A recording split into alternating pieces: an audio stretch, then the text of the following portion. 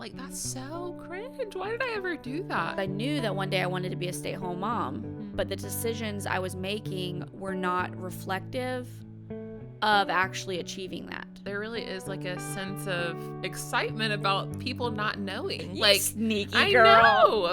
When you're just trying to control, you want everyone to do exactly what you want them to do, versus when you're thinking about it like influence, you're setting the pieces in place to make it go well. Can God redeem and bless and all those things? Yeah, but why in the heck would anyone want to go through the hard stuff? It's crazy how they reflect at you what you are, and then you have the opportunity to improve. Look at me beating with the Bible inappropriately. So we're telling you, just go ahead and learn it at the beginning. Yeah.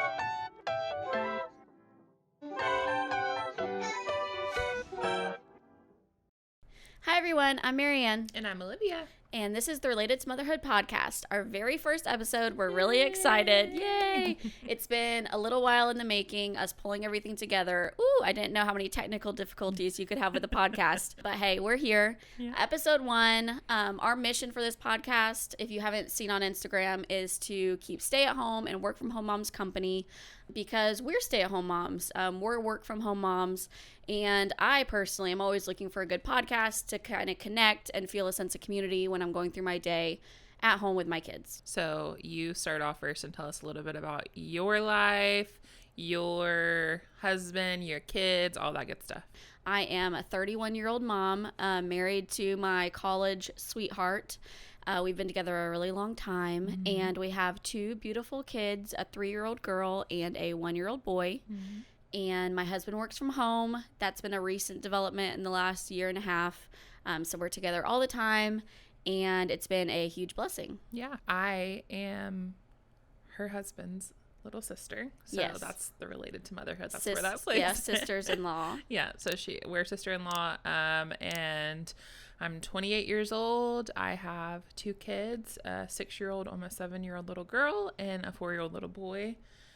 We just recently moved back to both of our hometown, or my husband and I just moved back to our hometown, and we have a little, what we like to call tiny homestead. We have chickens, all of the things, and we are loving this life. My husband also works from home, so we're home all the time together. We're all together all the time. Which is a little crazy, but yeah, no, it's perfect, and we love it. And you came from the city life, yes, where you lived in an apartment. Yeah. You had a tiny little balcony. You and your kids were hardly ever outside because it was just a hassle to get outside. Yeah. And now you live on a little farm. I know. And it's just, it's ironic. You know the saying, if you want to hear God laugh, tell him your plans. But it is, we would have it no other way. It's been amazing. It's been so fun. And my husband and I, a year and a half ago, we moved to a small city from the country. We sold our 5 acres, moved into a little subdivision, and so we kind of switched. Yeah. We literally switched lives right around the same time. Yeah. And I love like coming here to visit you to get my little city fix, and you can come visit me. And then my kids and I come visit you to get our chicken fix. Yeah, it's been really fun though. But we really wanted to dive in this first episode, talking about our 20 lessons we learned in our 20s. I just finished my 20s. You're almost out of your 20s. Yep. So much life perspective is gained in your 20s, I feel like. Yeah. I'm 31. At 21, I felt like I had life figured out. I felt like I was really mature. And now I think the saying goes, the more you know you don't know. And that's how I feel. Yeah. But I have learned a lot. For me personally, I don't know. I don't want to speak for you, but like all of these things that I've learned, like I have a little note in my phone, are things that I'm still working on learning. They're not like, oh, well, I've learned it and it's just and I figured this out for I've good figured forever. Out the code of life. Yes, we're still working on this stuff, but it's things that it's like little realizations that we've had where we realize I can make this change and my life becomes better because I, for myself in that season of life, am doing it wrong, and now I'm learning, you know, how to make it work a little bit better for my life. I am going to go first on my first one, and I'm going to look at my little note, if I can pull it up, make sure my phone's on airplane mode. Okay, so this is a really important one that I've learned, and honestly, you've helped me with this, like this first one, that it's okay to change your mind, and it's actually a really vital part of growing. I feel like and we talked about this before, if you change your mind, there can be this like stigma almost of like, oh, I don't want to change my mind because I've like told people that this is my feelings about it or whatever. And I felt really convicted to be this one way, and I told everyone about it. Yeah. And that's just not, like, we're constantly growing. That's how God created us. We wouldn't need him if we knew it all.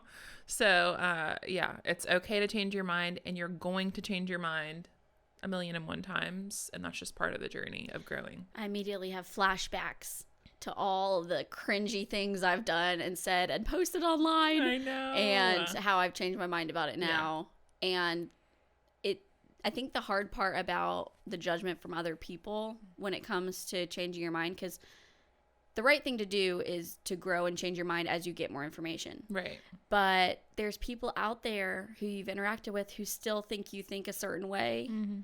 And that's like who you are in their mind, and you just have to get over it. Yeah, I think something that's really helped me, honestly, just within the last couple of months, just to like seriously cling on to is that, and I know this sounds so cliche, but it literally doesn't matter. Yeah. It doesn't matter what anyone thinks. Yeah. You have to do, as long as it aligns with what God says is right and holy and all of those things, and you have to do whatever's, good for you. Yeah. Which, yeah, it's not always easy. It's hard for you because you'll learn as you get to know us better that my dear, lovely Olivia is very relational. Mm-hmm. She really loves people, and she has a heart to have relationships with people and to not offend people, and kind of people pleasing, and very people pleasing. And I don't want to say I'm the opposite, because does that sound horrible or what? But I'm a little bit the opposite. I'm just kidding. I love people too, but I'm a little bit more goal driven and maybe a little bit more self-focused. Like, I'm in my lane, they can be in their lane. I'm not thinking about it as much. I'm very goal driven, kind of money driven. You're very direct, I guess would be a good word, which is, I love that quality about you. Oh, quick little story. So Olivia here and I were having a conversation about an interaction she had with my husband, who's her brother. And they were talking to somebody, and Drew, my husband, said, "My wife is a shark." And I didn't love that, because, to be honest, one of my goals for this year is to become more gracious. And that sounds the opposite of shark, but that's sort of my personality. And you're more like a friendly dolphin. Yeah, I would say. Yeah, I'm like the one that the shark eats. Good thing we love each other. Yeah, for real. Okay. Here's one. Don't consume online content that doesn't serve you in this season of your life, and that can change over the different seasons of your life. You might follow someone and get really inspired by them, and then your season changes, and now you're feeling pulled down by them. Yeah. You get the chance to curate your online experience. So it's a little bit frustrating to me when I hear people say, online is so negative. I log in and I just feel bad about myself, because you get to spend a little bit of time curating what you see on there. Yeah. And take that power back into your own hands to block and unfollow and unfriend or unsubscribe from people and mindsets and that don't serve you and your family. Yeah, I think that, and that's very hard. Number one, I don't think a lot of people know, and I mean, I didn't know until probably just recently, that you can, if you're anything like me, I don't want to unfriend people on social media because I'm like, oh, well, they'll see that and that'll hurt their feelings. You don't want to purposely hurt. And that's not ugly. That's just protecting your mind and what's serving you. I probably have a couple hundred friends on Facebook, and I only follow a couple dozen maybe of them, because I spent too long one day, but I mean, it was worth it, going through and just unfollowing just about everybody who I don't interact with in real life. Because I realized I was having this weird parasocial relationship with people where I knew the vacation that they went on and the fight they had with their husband and their kid was in the hospital or whatever. So you run into them in the grocery store, and it feels really awkward because you know all these things about them that you really shouldn't know, you know? And I feel like I've had more healthy relationships with people since I've done that, because now it's only the people I interact with in real life that I'm interacting with online, so that it's not this weird 21st century relationship dynamic anymore. And I want to tell another quick story. I was probably like 21 years old whenever I came to this life lesson realization, because it's really embarrassing, but there was this girl a few years younger than me who was married, and I wanted to be married really badly to my current husband, but it was the wrong time for us. It would have not been a good time for us to get married.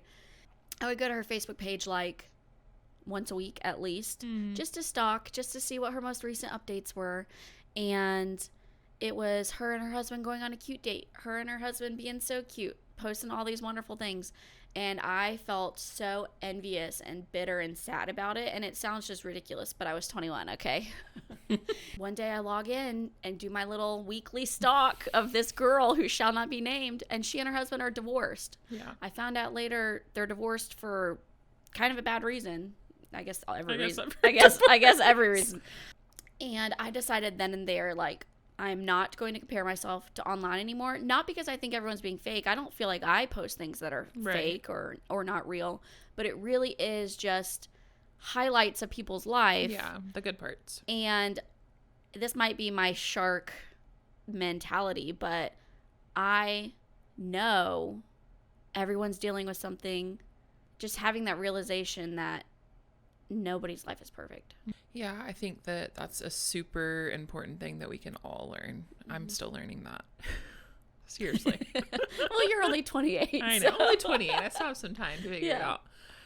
Okay, so for me, another thing that I learned in my 20s was, and this one's hard. This one's hard for me because I am a people person and love, like, okay, let me preface this by saying, I'm a people person. I'm kind of introverted. I'm very introverted, but I am a people person. I love to talk. Do not speak negatively about your spouse to your family members. That's something I learned very quickly in my 20s. I've been married since I was 21 years old. So I've been married all of my 20s essentially. It doesn't do anything but unfortunately kind of make issues worse, whatever's going on. Because God willing, you and your husband are going to work it out. There's going to be reconciliation between the two of you. But if you're sharing these issues with, say a sibling or a parent or whatever, they're not going to be able to forgive, I guess, as easily as you would, because you love your spouse differently, right? And it's just, it's hard. It makes things, it's not something that I feel like is fair to put on your family. Yeah. I really don't. That's true. Because your husband and your family have their own relationship. That's such a different dynamic than yours and his. And they love you like fiercely to their core, protective, forever. Yeah. And if you see someone hurt, someone you love so much, but you still need someone to talk to about these things with. Yeah. Just maybe don't confide in someone for the little things that, or the big things, if you plan to work through it. Yeah. Don't confide in someone who's 100% going to have your back, right? And not be fighting for your marriage. You want to talk to someone who's going to fight with you for your marriage. Yes. And everyone in my family has always been very pro my marriage, all of that, but it is just, I'm their family member, so it's just complicated. So have a third party person, whether it be a friend or whatever, who loves the both of you, a mentor. Yeah. That's not going to take it. I don't know. It's sort of like when someone hurts my husband, I have a hard time forgiving it than he does. Yeah. Because I love him so fiercely. Right. It's sort of the same dynamic, but with a parent or a sibling. Yeah. That's a good one. This is kind of fun to go through our life lessons that we've learned. I mean, I'm sure you guys already know a bunch of these or have learned them yourselves the hard way. Or maybe you're younger and you might not have ever thought of some of these. So it's kind of fun to just chat about it and go over them. And I learned the one you just said actually from my own mom. That's so she cool. gave me that advice, and to be honest, I haven't completely followed it. I still go to her with things, and she always defends my husband. So I love that though. I know She you don't always love it tries to get me to see it from his perspective. Yeah. Knowing, like, she knows he's a good person. She Right. knows he's a good husband, provider, father, and this gripe or that gripe I have, she always brings it back to, like, but you know who he is. Yeah. What's it? So find someone who will defend your husband as much as you, because you don't need someone to just, like, tag team on him. Yeah. Do chores when your kids are awake and rest when your kids are asleep. That one is tough because so many moms, especially when they're little, I feel like, say, I can't get anything done when my kids are awake and I'm exhausted all the time and they just destroy my house and tear up my house and I'm just constantly cleaning up behind them. And I feel like you can train your kids to do things differently. Yeah. And it takes a little bit of initial effort at the beginning. But I do most of my chores when my kids are awake. And when they are sleeping, I'm pretty much either resting or working on a passion project or scrolling social media or doing something that I want to do. Right. And I see the dishes in the sink and I'm like, I'll get those done when the kids wake up. That's really how I've reframed my mindset. And I think it is a mindset shift. Yeah. That I want my kids to see me doing these chores. I want to be recharged for them when they wake up. So, like, let's reframe the way we're doing these things. Yeah. Yeah, that's a good What do you one. think? What do you do?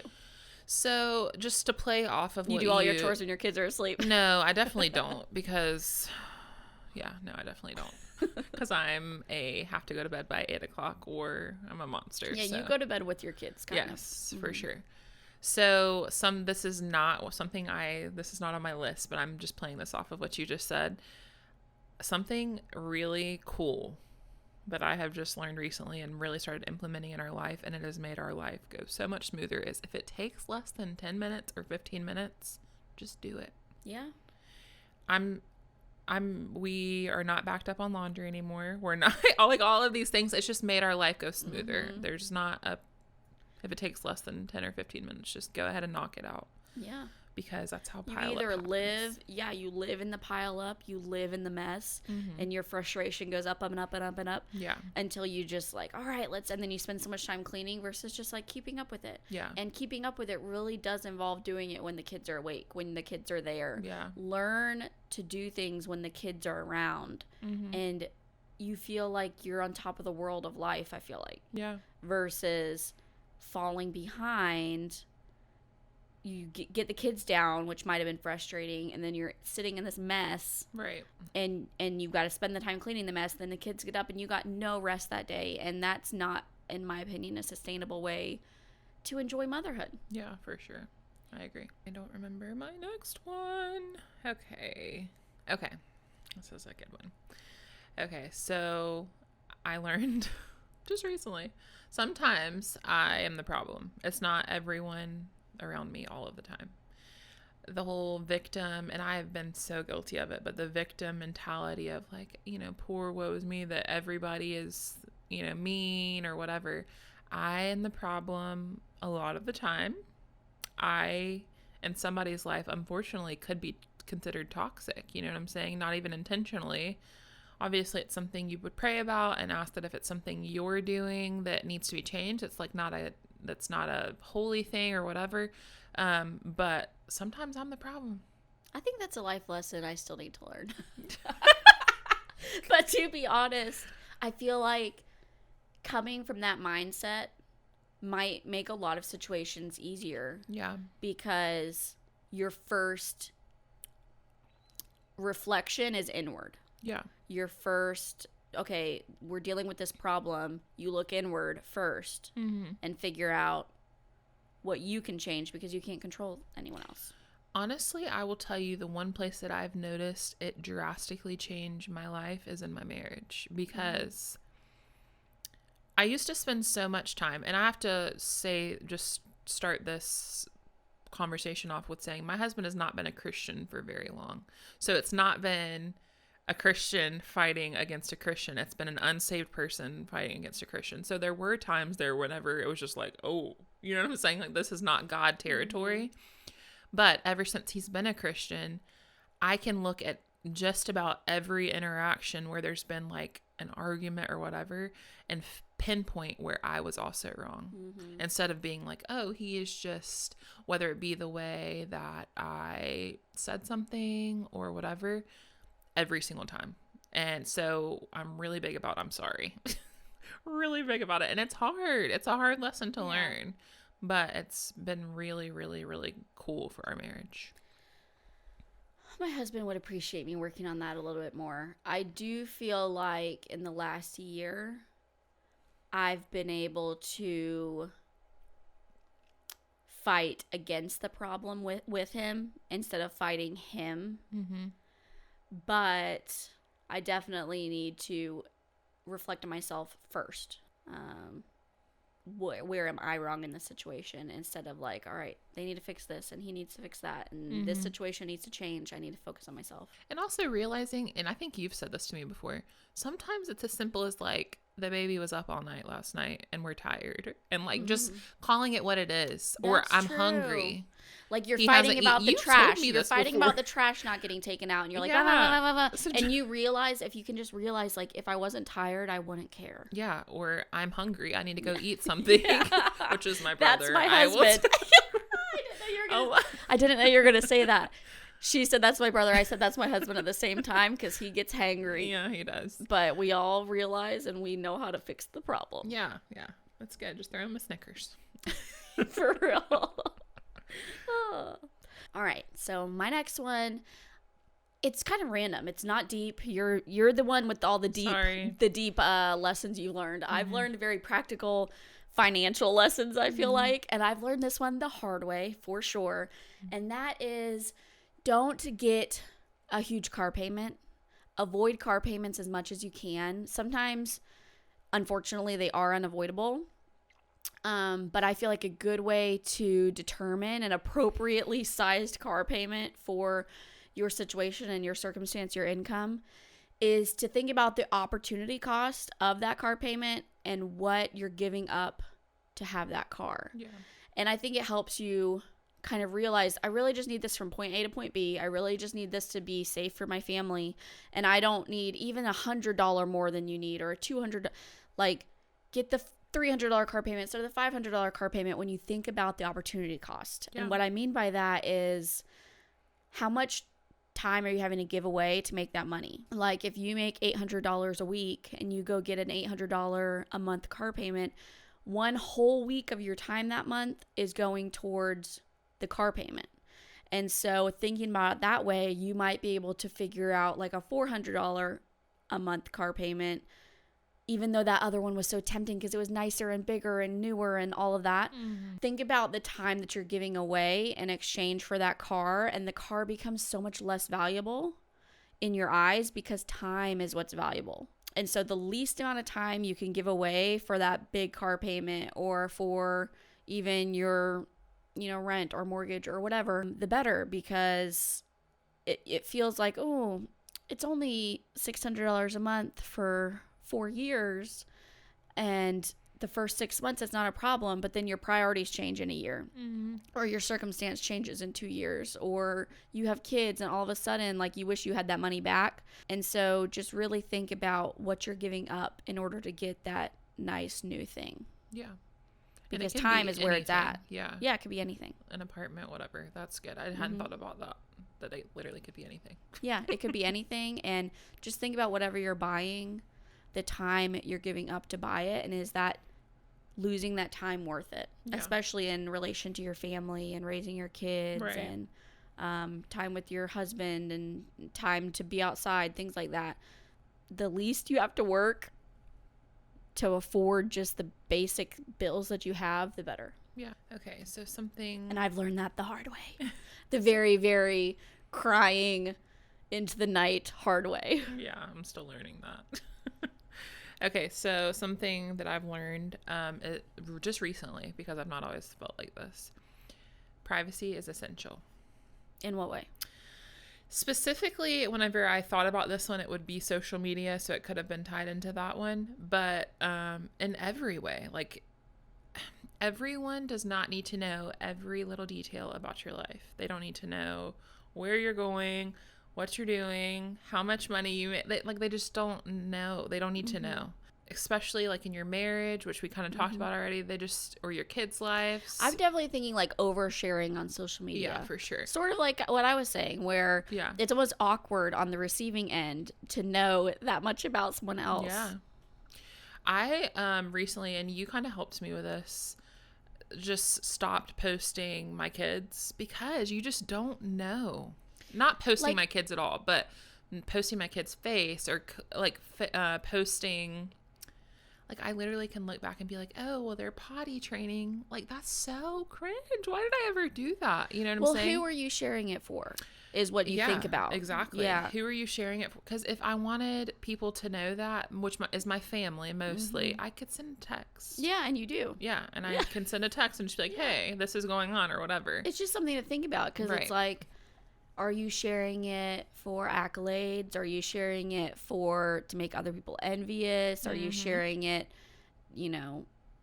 just to get it off your chest? Like, why are you sharing it? Right. People, the other half of that is, and this is not meant to be ugly, but a lot of people don't care. Yeah. I'm not talking about you posting a cute picture of your dog. That's not what I'm talking about. I'm talking about anything you post on social media. A lot of people just genuinely don't care. So why would you?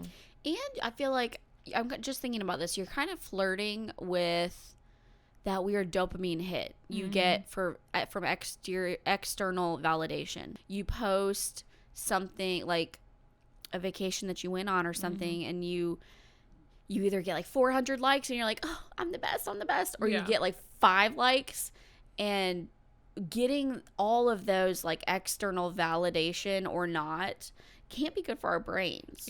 About every little thing and decision we make, putting it out there and waiting for people's feedback. Just do your thing. Yeah. I think it can be played into so much, so it can even be just sharing in general. Like, I know this sounds so silly, but there really is like a sense of excitement about people not knowing. You know what I'm saying? Like, about everything. You like, sneaky girl. I know, but just.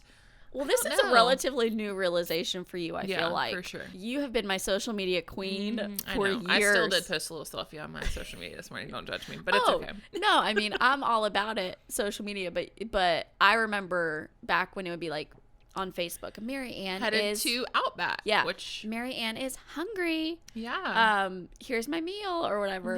Yeah. And just literally no one cares. But also related to privacy outside of social media and online, I see where you're coming from. The more you put out there, someone has to respond to it. And in their response, is it going to affect how you feel about what you're doing? Like, you share, oh, I've decided I'm started to homeschool, and you share it with everyone you know, and everyone is going to have a response because it's like human interaction. And if you're kind of putting it out there waiting for someone else to validate you, just keep it inside until you're 100% confident about what you're doing, and then just share as appropriate, not like you're putting it out there for everyone. Yeah. And like I said, and Mary's actually told me this before, I bake sourdough bread, and it's like my hobby. And she's so wonderful. She taught little old me how to do it. But I send all sorts of pictures to Mary, but I randomly will just send her little pictures of this is what we ate tonight, because it is. I mean, I do think that we are creatures of interaction for sure. So Mary's not, but I am. I am. She said she's naturally a private person, which she is, and I'm just not. But I do love just like it is cool to have like a girlfriend to send a picture to. Yeah, get a little group chat going, or a girlfriend or your mom, and just send things all throughout the day. And it, to me, is way more fulfilling than posting online, sort of waiting for the world's response about what you're doing. Yeah, you don't really care what other people think you're doing, but your mom cares, and your sister cares, and your sister-in-law cares. So share it with the people who care. Yeah, and stay private about the rest. Agreed. Ooh. This one I feel like needs a lot of disclaimers, because we live in an economy that's hard for a lot of people. Different people's income levels can allow different things. And so I do want to say this with as much grace as possible. Avoid relying on the wife's income in a marriage relationship as much as humanly possible. When my husband and I first got together, we both worked. And then as I graduated from college and all of that, it was a dual income household. Yeah. And I don't know what I was thinking, because I knew that one day I wanted to be a stay-at-home mom, but the decisions I was making were not reflective of actually achieving that. All right, Olivia, what's your next one? Okay, so my next one is to go with the flow.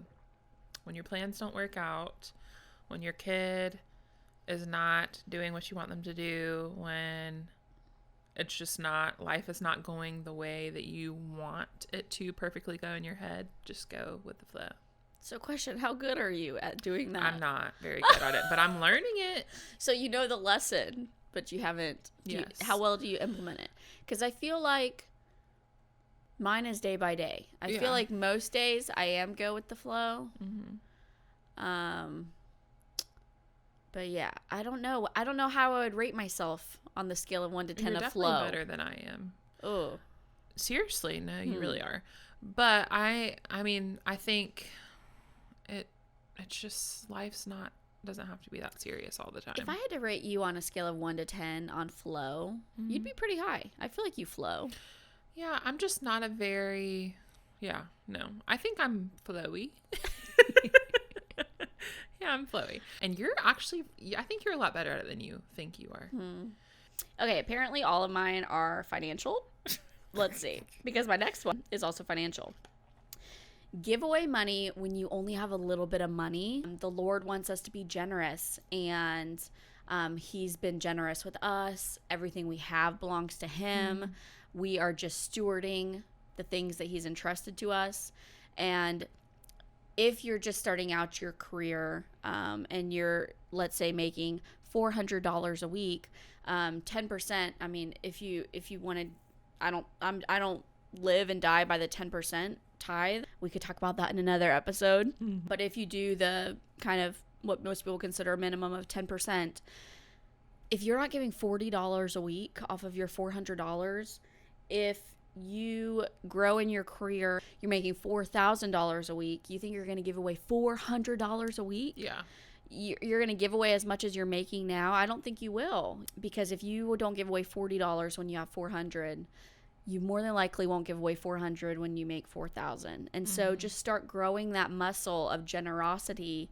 And I think the reason the Lord wants us to be generous in that way is, I feel like the more you give away, the more you're releasing your hands of these materialistic things, and it's like you're saying to the Lord, like, this is not mine. The more you give, the more that muscle is trained, like, this is for now. Like, we're not for this world. These things do not belong to me. I'm just stewarding them. We all can grow in this area of being generous, because it's a reflection of your heart being generous and that sort of thing. But I wish I had heard that when I was younger, that you made $200 this week at summer camp, being a summer camp counselor or lifeguard. That's what I was doing, making like $200 a week. If you're not giving away $20 to pass it on, to be a good steward towards the less fortunate, like, you need to grow that muscle. And not to say you can't grow it at any time in your life, but yeah, I wish I had someone tell me that. I feel very, very passionately about, and you and I have never really talked about this, because this is kind of a new thing for me that God and I have just been working through, but I feel very passionately about tithing. And I think too, something I've thought about a lot recently is how much of a blessing is that we get to pass it on to our kids. Yeah. Of it becoming a second nature to them, of it not being a question of just like, okay, I went and did yard work for my grandma, and you know what I'm saying? I got paid $20. Yeah. It just being a muscle of, I'm going to give, and it not being a second thought. I just think about all of the the blessings that God is going to pour down on generations upon generations upon generations if we do what he told us to do, because he told us to. He told us to give. I want to dig into this in another episode because my husband and I are just now getting to an age with our 3-year-old daughter where we need to be talking about it and teaching her about money and the value of money and the value that it is not, and working hard for it and giving it away and being generous and all these things. And it is hard to communicate to your kids about money in a way that you feel is like fulfilling your values that you're wanting to impart on them. And money, like, I just want to talk about it in another episode, because I want us to be intentional about how we're communicating to our kids about it, because most of us, I feel like, weren't communicated well with about money. I mean, you have your money mindset issues. I have my money mindset issues. My husband has his, and they're all from childhood, I feel like. And so I want to talk about that in another episode. That'll be a whole season. Yeah. A whole season.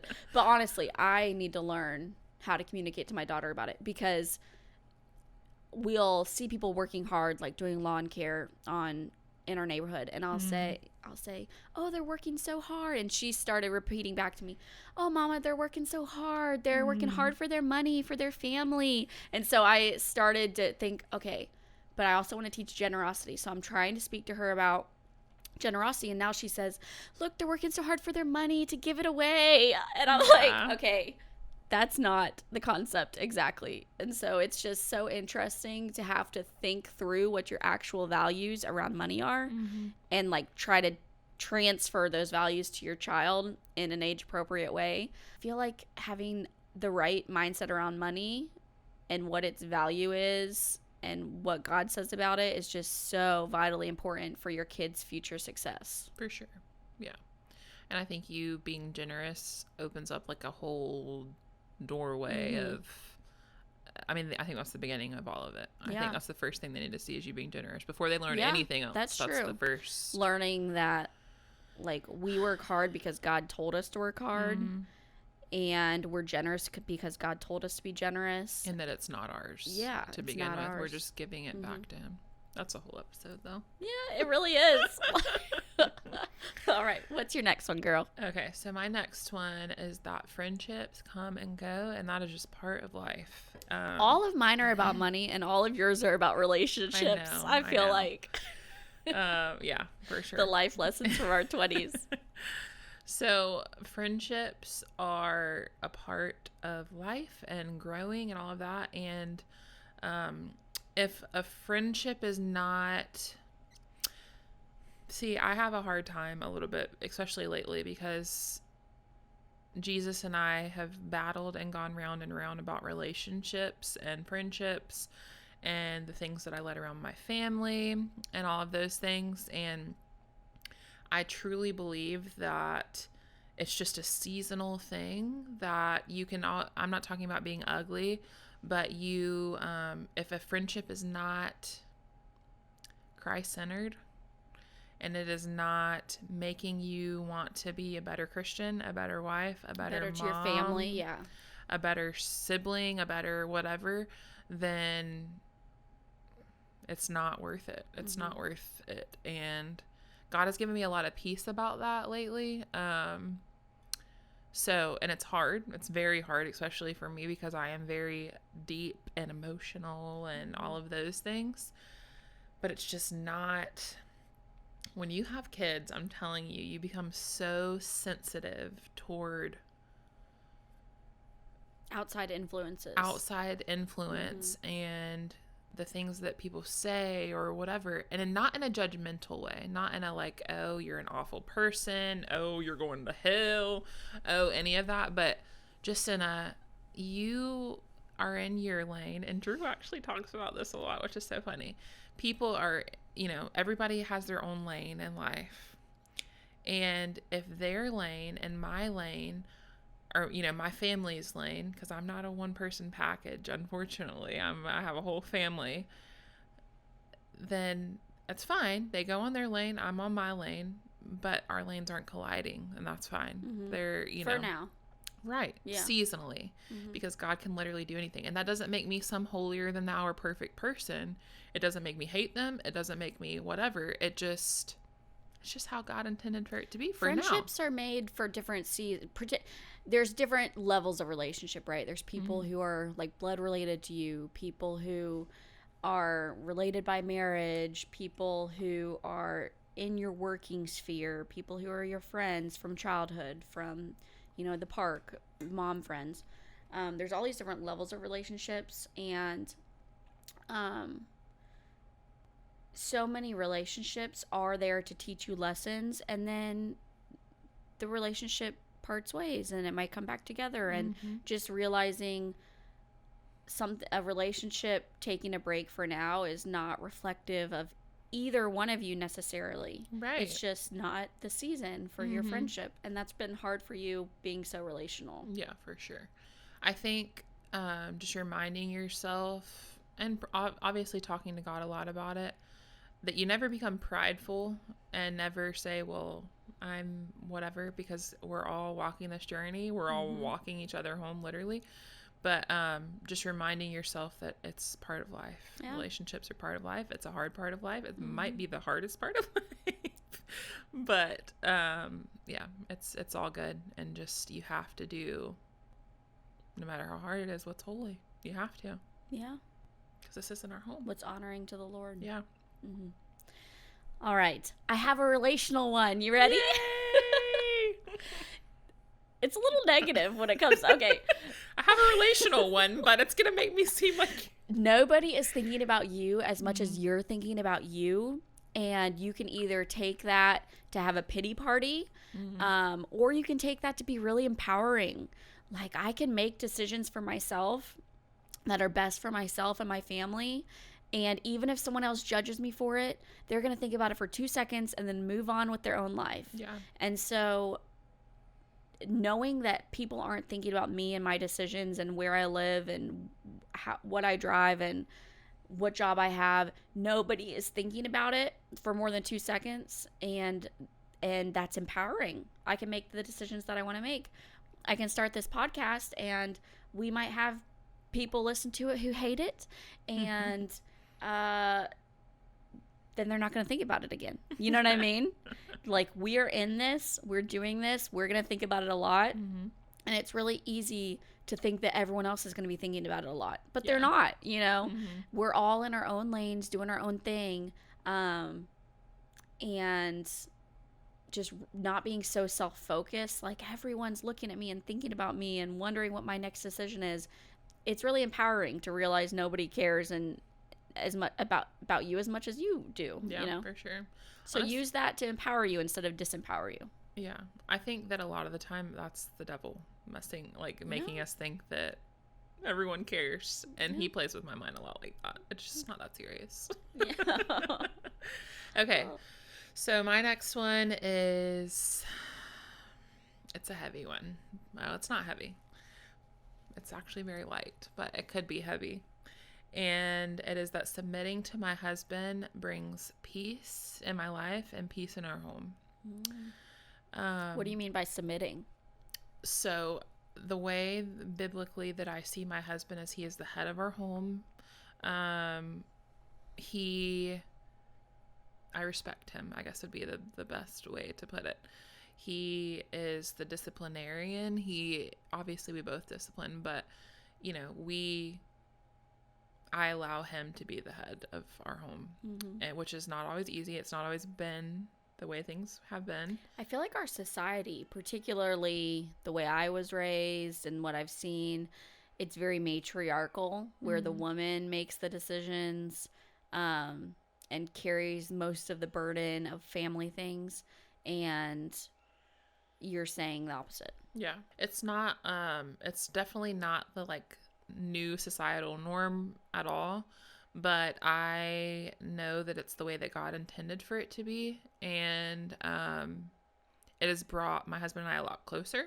It's interesting that you said it brought you peace, because I think most people would think the opposite. Yeah. They think suppression when it comes to that sort of thing. I think in general, though, when you're doing what God wants you to do, there's going to be peace, you know? So whatever that is. So I think that it's just been really, really cool for our relationship to allow me to be. And he stepped into that role. For sure. And if you didn't forfeit the role, essentially, he would never have stepped into it. And it's so cool to see you become more feminine and him become more masculine, and that's you thrive together like that. Yeah. I tell him sometimes. I actually told him last week, I'm like, you know, I want to be soft. And in my spirit, you know, in my sinful nature, I struggle with that sometimes. I want to be like a shark, you know, but I do. I want to be, you know, rough and whatever, and not kind and not gentle. But I feel like I really do believe that that's how God intended for it to be, especially because he's a Christian. Why wouldn't I want to lead? Yeah. Why wouldn't I want to let him lead? You know, obviously God is leading him. I follow him, you know, and it's been good. It's been good for our kids to see too. All right, we need to take a quick little intermission, but you'll hardly notice because I'm going to snip it right here because I hear my baby crying and he needs me. So we'll come right back. All right. More juice. We are back from our baby break intermission, and we both have fresh coffees. So doubling up here, double fisting it. And I think I'm next. So there's never a perfect time to have kids, but there is a more wise time. And we waited till we were 28 to have our first baby. And I think we probably would have been ready at like 25, 26, 27, but it's like, it's not the right time. It's not the right time. It's not the right time. Not everything's set up in place. Not everything's ready. Not everything's perfect. And I think it goes both ways. Like, there's never a perfect time to have kids. It will never be a perfect time, you know? Everything will never be just perfectly in line where you're like going to be the perfect parents, right? But there's also a more wise time to have kids where you've planned for this baby. You've set up your life to bring it into a stable environment. I think the reason this was a life lesson that I learned is because everyone around me from our small town was having babies at 16, 17, 18, 19 years old. And I wanted it at that time. But for me and my situation, my circumstance, my mindset, hindsight's 2020, it wouldn't have been the wise time for me and my husband, my now husband.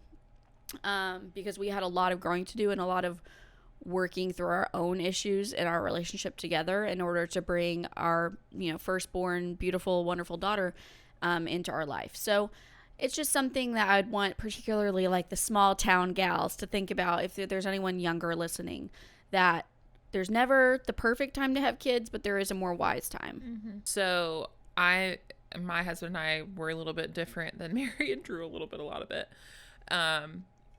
We were not married whenever we had our little girl, and she is perfect, and well, she's not perfect, but she is the most precious thing in the world, and we, you know, obviously wouldn't trade her being here for the world, but it was way more complicated than if we would have let God do, you know, God lead, and instead of trying to fit a puzzle piece in where it didn't belong.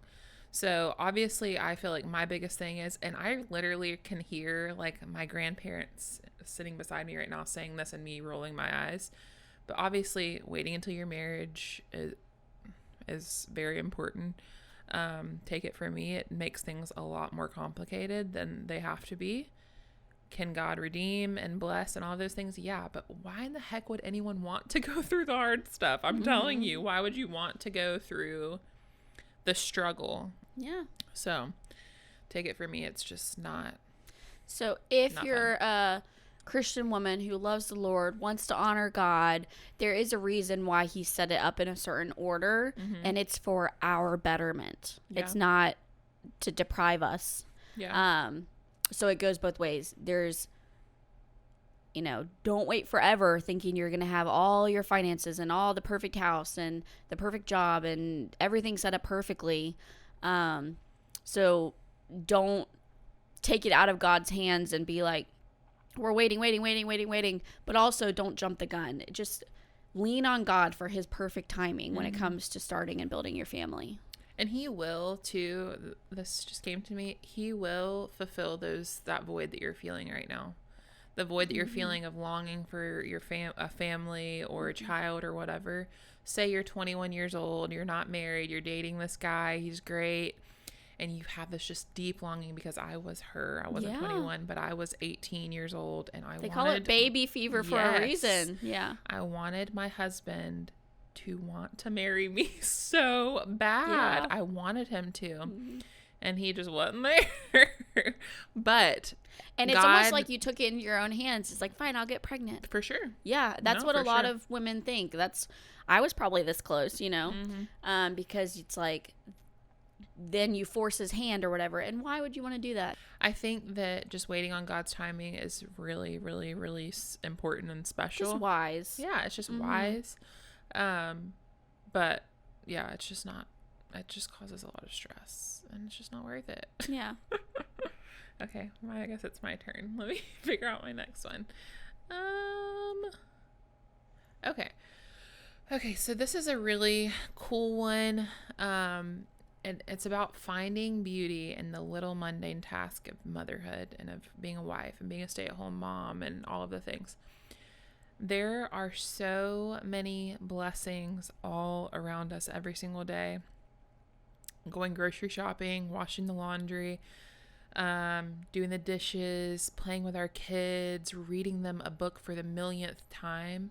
It's such a blessing, and you have to find the beauty in it, or you will literally lose it. It's all mindset. For sure. It really is.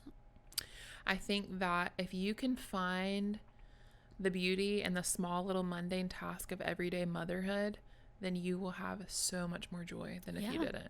And that's a huge reason why we wanted to start this podcast, is because we think that this culture is just inundated with people talking about how motherhood is a burden, how it's holding women down, they're locked at home, they're being deprived of a career, children are so hard, motherhood is so hard. And I think the more voices that can get out there, not just us, if you feel like you want to put your voice out there, like, we need to resound off the rooftops about how motherhood is a blessing and our children are blessings, and we don't want to deny the hard, because God knows it can be hard, but we want to circle around women who feel a desire to honor God through being home with their children. And I don't want women to feel like, I'm just a mom, but I also do this and this and this and this, trying to like, it's okay to be just a mom in this time in your life. Feeding into your kids, making meals for your family, keeping your home tidy, encouraging your children in their passions, supporting your husband while he provides financially. Like, these are worthy and noble causes that I believed the lie that it was not. I really did for years. I wanted my own career. I wanted to be able to provide. And I do feel a lot of confidence knowing that if something did happen to my husband, I could provide, because I have in the past. So I'm only coming from my own perspective, not someone who, has had a different life experience than me. But I believe the lie that women can do everything that men can do, and they'll find the same fulfillment in career that they will. And are you kidding me? And I don't want to get too controversial in our first episode, but I believe the lie that if I worked a career and was away from my house for 11 hours a day, that I would find the same fulfillment because I'm self-sufficient. The same fulfillment as raising my kids and being with my kids and tending my home. Like, it's night and day. Yeah. More fulfilling to be serving my family than it was my old boss. I love you, boss. Like, I hope you never watch this, but like, you're a 60-year-old man. I don't think you'll ever find this podcast series, but do you know what I mean? Yeah. Like, what do you think? I think that moms need to understand that this is a calling. Like, this is a calling that God literally was like, hey, you're who I want for Tevin and our 2 kids. Mm-hmm. Yeah. Which Tevin's my husband, by the way. You're who I want for them. You're who I want to cook for them. You're who I want to raise these 2 little kids up that I'm gifting you. Y'all, that is like the craziest, highest calling in the world. And I'm not taking away at all. There are people who have amazing businesses and who are doing awesome things. But I'm telling you, this is just the highest calling in the world to me. And I think that if moms could see it as that, see it as a ministry, see it as, oh my gosh, how blessed are we that we get to do this every single day. Does that mean that it's not hard? No, it's hard. And your life lesson being finding beauty in the mundane, it really is about mom brain. I short-circuited. Yeah. You'll think of it in the most random time. I know, for real, laying in bed tonight. Finding beauty in the mundane is all about mindset in a way that if you're feeling like you're drowning, if you're feeling like you can't stand to do this job of homekeeping one more day, or if you feel like your kids are driving you nuts and everything feels out of control, it is fixable. It really is. Not to say it's not hard, not to say it's not going to take a lot of hard growth, but you can find beauty in motherhood.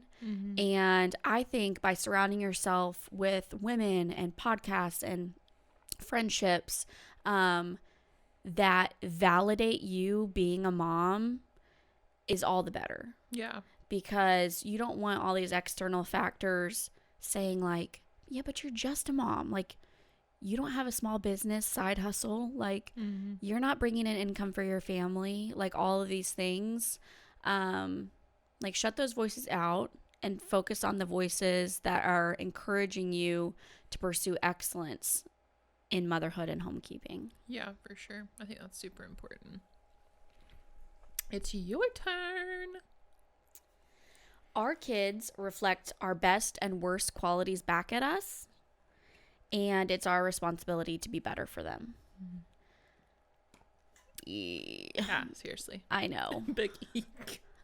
My daughter reflects back the positive things that I'm trying to implement in her life, which is so beautiful.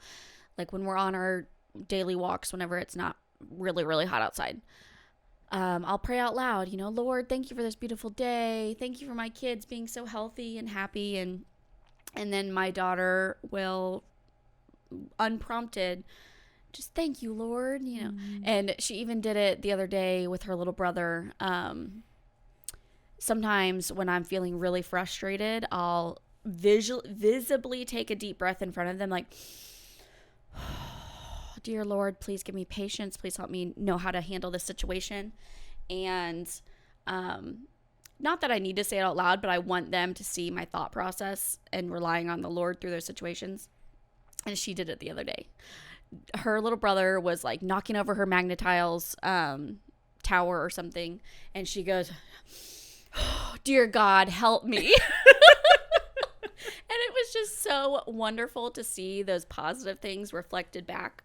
But there's also the negative things reflected back in a way that I have never. I mean, there's no one in your life other than your kids that reflects back at you your worst qualities. Like, anyone else would just cut you out of their life. You know what I mean? Like, I don't like those negative ways you're treating me or the negative things you're doing. So I'm just going to distance myself from. That's what everyone else does. They just distance themselves from you when you're being negative. Yeah. And your kids like soak it up and reflect it back at you. Yeah. And so when I'm getting loud and impatient and frustrated visibly, you know, it might be over the course of a few days. All of a sudden, my 3-year-old is more loud and more impatient, and my husband and I will look at each other like, what is going on? And then I do that self-reflection, and I'm like, she's copying me. Yeah. And it's devastating, and I need to do better for her. I think, like you just said, though, like having the eyes to see, that God would just give us the eyes to see that it's fixable because we have control over our emotions, and this is something we're working on them with, to, you know, the big emotions and things like that. but just that, wow, that you can see that, you know what I'm saying? And just, I feel like nothing refines you more than raising kids. for sure. We were going to the grocery store and our kids were just screaming at each other and crying, and I got loud and I just right then, I'm so sorry for yelling, but please, like, y'all stop being ugly to each other. So I think okay, we need a little disclaimer. Olivia is a Southern belle, y'all. Oh, am I? And she has all these slang terms. So does my husband, and so does their mom. They say all these very Southern things that I never in my life would say. You're literally from the same city as me. But I don't think Southern. You like to say, yeah, the kids were being ugly. And what she means by that is like ornery, like sassy. They were being very kind. Yeah, not very kind. It's just like a Southern way. So if any of you Northerners, it's like saying bless your heart. Yes, if any Northerners are listening, or someone not from the Southeast United States of America, that's what that means. She's not like calling her children ugly. My children are beautiful. I know. Yeah. Isn't that funny that you don't even notice that? It really is. You and Drew, what did I say? You and Drew and your mom all say these things where I'm like, I would have never, like, that was a lie from the pit of hell. Like, I would never say that. But you guys are so funny. Yeah. Okay. But yeah, I think that we've got to get better about our kids seeing us apologize, which goes with that. Like, that there are, if they see us apologize, then it's something that hopefully they will retaliate. And I've watched my kids do it too. Yeah. I've watched them when they're being not kind to each other, apologize. And it's just like, yes. I want to become a more soft person, a more gracious person, because it really is reflected back at me and my kids. I can't be harsh and sharky and rude to them and then expect them to model good behavior to me. Yeah. It's crazy how they reflect at you what you are, and then you have the opportunity to improve. All right. This is another little Southern Baptist thing. I always was told never go to bed angry, and it's based on the Bible verse about don't let the sun go down on your anger. And it's only in the last 4 or 5 years that I've started to reframe the way I think about that. Because in all practicality, if my husband and I are in an argument and it's getting late and getting the kids down was hard and it's 10 o'clock, 11 o'clock, midnight, and we're trying to get this issue resolved, it just escalates. So many people say, don't go to bed angry. I say, don't go to bed with your own heart angry. You have control over the way you feel, but go to bed. You know what I mean? You need to wake up in the morning. You're going to wake up with having sleep and be able to see the other person's perspective a lot better. Because when my husband and I stay up late, going round and round and round and round, trying to get this issue resolved, it often escalates. No solutions were came to. Feelings were hurt. We're both more tired the next day. There's just, to me, I think when the Bible says don't let the sun go down on your anger, it's talking about your anger. It's not solving the problem. You don't have to solve the problem and fix the situation. You just need to go to bed. I agree. Yeah. I agree. And that's definitely, I feel like that's something you learn. I feel like in a young married couple's relationship, that's very hard. But once you're more seasoned, I'm not even married that long. Yeah. I've been married, I guess, going on 6 years. Once you're more seasoned in your relationship, those are things that you really do just learn. So we're telling you, just go ahead and learn it at the beginning. To save yourself some. I remember being a young married couple and being like, no, you can't go to sleep. The Bible says, don't let the sun go down on your anger. Yeah. Look at me beating with the Bible inappropriately. But honestly, just go to sleep, get some rest, wake up with a fresh perspective. Agreed. My next one is to speak life. So my mom used to tell me growing up, which I mean, I know it's biblical. It's not her, but it's the Bible. And she was just really good at teaching us things of the Bible. That the devil can hear everything that we say out loud. God can hear what's in our brain. He can read our mind, but the devil can hear what we say out loud. So instead of speaking death all the time, speaking, I'm so sad, or I'm so angry, or I'm so Lazy. this everything. Yeah, I'm so whatever it is, being negative 24/7. Satan feeds off of that, and he puts it in your head and magnifies it.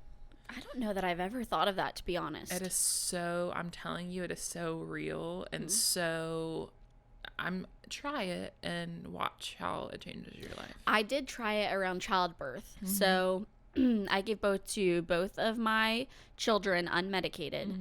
And going into my first labor, I had watched all the YouTube videos. I felt so prepared. It was all mindset. I knew I was going to, this is what I wanted to do. And then it went pretty well. I felt very empowered through it. But it was way more painful.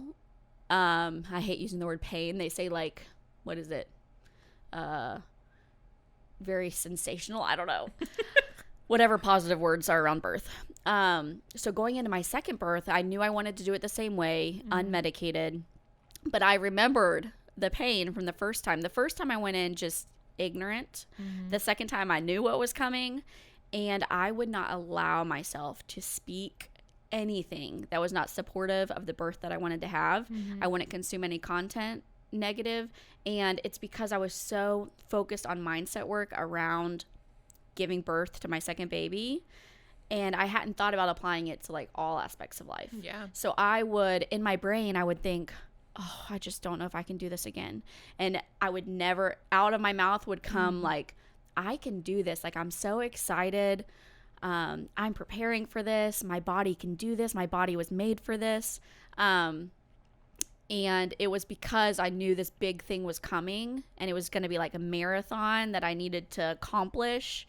And I knew that verbally I just had to convince my brain of it. And that's exactly what you're saying. I just never applied it necessarily to other aspects of life. It is just a life-changing thing when you can learn it. We have no control over other people. We can only control ourselves, but we can influence other people. And that's been a really, really important lesson for me to learn, probably just in the last year, where I like to be in control. It's probably like stuff from childhood and I mean, I think a lot of us like to be in control. But I want to orchestrate. I want to be the puppet master of everyone and everybody around me. And I think, again, having kids, it slapped me in the face that you can't make your kids eat. You can't make your kids sleep. You can't make your kids be nice. You can't make your kids not poop behind that tree. You know what I mean? Does that happen? Yes. On the playground in front of everyone. Yes. You have such little control over... You have no control over the people in your life. You can only control yourself. But the way you control yourself influences the people around you. So you can influence your child to eat appropriately. You can influence your child to be tired and ready and comfortable for bed. Like, you can influence your child to learn to be kind to other people. And so I think me letting go, like opening my hands and letting go of the thought, like, I need to control, I need to like break, I need to overpower this situation, has given me a lot of peace, knowing like when you're just trying to control, you want everyone to do exactly what you want them to do, versus when you're thinking about it like influence, you're setting the pieces in place to make it go well. Okay, so I think this is the biggest thing that I learned in my 20s. The biggest Mic drop. Okay. True joy. This is very deep. All of mine are deep. But true joy, deep in your bones joy, is only found through Jesus. No relationship, no marriage, no sibling relationship, no friendship, no child. None of it is going to give you joy like Jesus can. Because people are going to fail you. Jobs are going to come and go. Temporary joys are going to come and go. You have to like dig deep and find that deep-rooted Jesus joy. Yeah. And he's the only one that can give it to you. Yeah, if you rely on a person or a circumstance or a situation, those will not always be good. Yeah. Well, I think reminding yourself, especially thinking of like a husband and wife relationship. My mom used to tell me this, man, my mom has helped me a lot in my 20s with learning Aw. stuff. My mom used to tell me that, it's a Bible verse, that we aren't fighting against flesh and blood. We're fighting against darkness, right?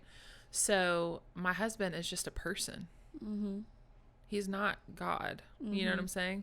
So I can't expect for him to be perfect or to know everything or whatever. So therefore, true joy, never-ending joy is only going to be found through Jesus. It can't be found through my kids or my husband. That's beautiful. Or my chickens. And that ties into my 10th lesson I've learned in my 20s is that your value is based on being a child of God. Your intrinsic value, you've been made in God's image. So your looks, your weight, your income, your personality, that one's tough. Your circumstance, the mistakes you've made, none of those things have any bearing on your value as a human being. And it's just a beautiful thing that if you can realize my value is being made in the image of God, I'm loved. It's just wonderful and freeing to know that, yes, there's these things I can work on to improve, but it's not tied to your value. That's a really, really cool lesson that I think we can all continue to work on forever. But that's definitely something I've learned too this year, is that the other stuff doesn't really matter. It's about who God created us to be. And it helps me be less self-focused whenever I realize, like, this is God's world. We're just living in it. We're stewards of what he's given us. Our value is not based on our accomplishments or what we do or how we act. Like, it's so great to know that we're loved by a good Father who loves us no matter what we look like, no matter what we do. And I just hope all the moms listening to this podcast take that, if nothing else, from this. Right. To know joy is found through the Lord. Your worth is found through the Lord.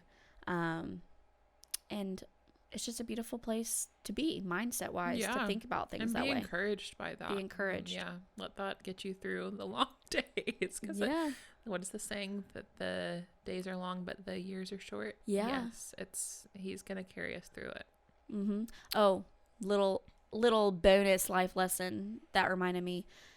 Your life is made up of your days. And so enjoy the day that you're in. Don't wait for that next vacation or that next pay raise or the next thing you get to buy. Because tomorrow is not promised. Yeah. Live for today and the joy of today. And this was really fun. I know. It's fun to chat with you. Olivia and I chat all the time. Yeah, we do. We're both big chatters. And I think we both have a heart to encourage and empower women to live their calling of motherhood. Yeah, for sure. And this journey of motherhood can feel lonely sometimes. As a Christian mom in this society, it can feel lonely. So just being able to like rally around other moms who are like-minded and who are down there like in the trenches sometimes with you, it's just encouraging. And we're not speaking to every woman in the whole world. So if our content doesn't serve you and help build you up, unsubscribe from us. Don't listen to us. Find the voices that encourage you to pursue the Lord and pursue your values, your family values. And so we just want to keep people company. We just want to encourage people in the Lord. And it's been so fun. It has been fun. We have our next few episodes planned out, and it's going to be awesome to get together every week to chat. I know. We are related by marriage. We're related in Christ. Join us each week as we chat all things related to motherhood.